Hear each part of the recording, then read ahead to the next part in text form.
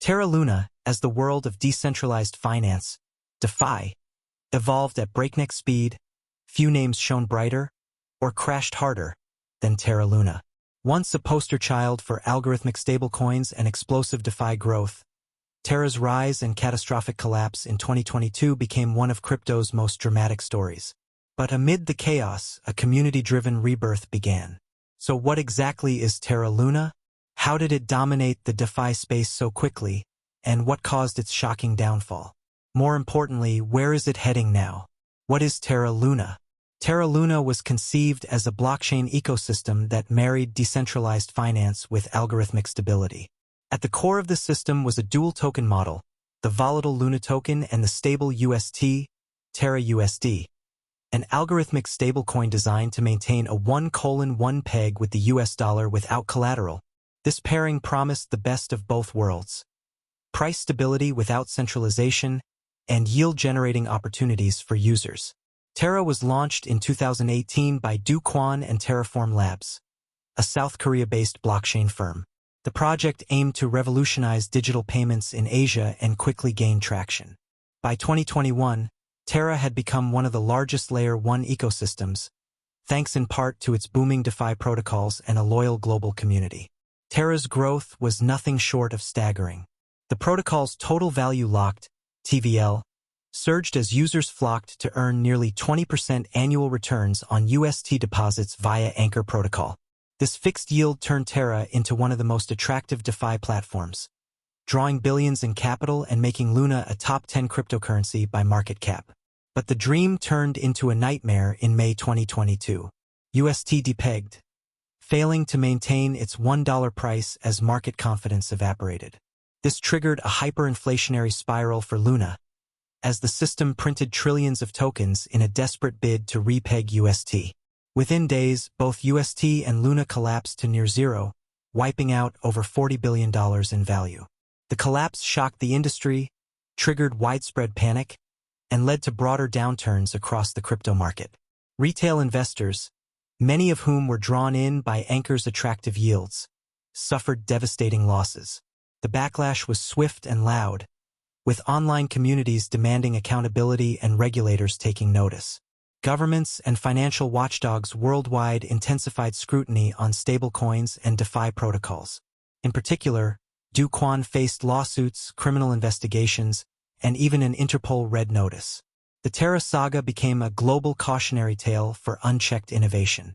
After the dramatic collapse of the Terra ecosystem, the original blockchain was rebranded as Terra Classic, LUNC, a name that reflected both its legacy and a break from its troubled past.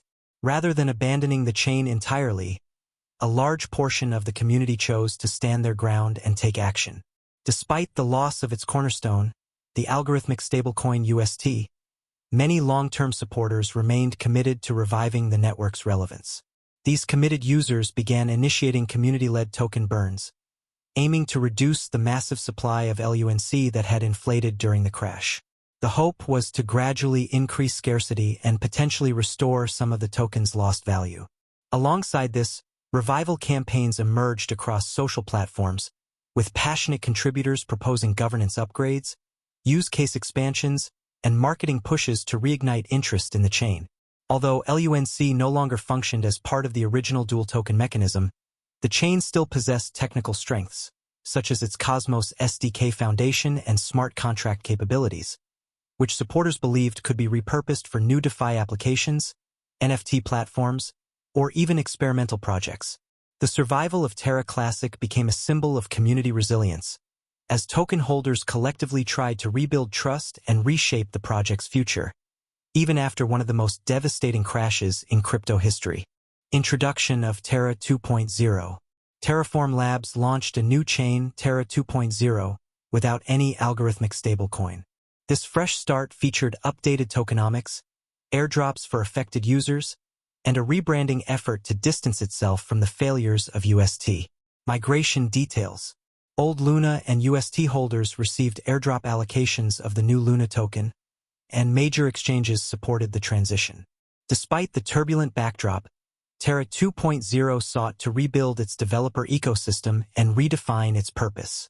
Cosmos SDK and interoperability. Both Terra Classic and Terra 2.0 are built on the Cosmos SDK, enabling high throughput, low fees, and cross-chain interoperability. The infrastructure supports smart contracts, DeFi protocols, NFTs, and more. Governance and community. Governance shifted toward a more DAO-style structure, giving token holders the power to vote on proposals. This includes decisions on grants, upgrades, and burn mechanics, creating a truly community-led project. Price action. Then versus now. While Luna Classic, LUNC, and Terra 2.0 Luna trade under different tickers, both face the weight of history.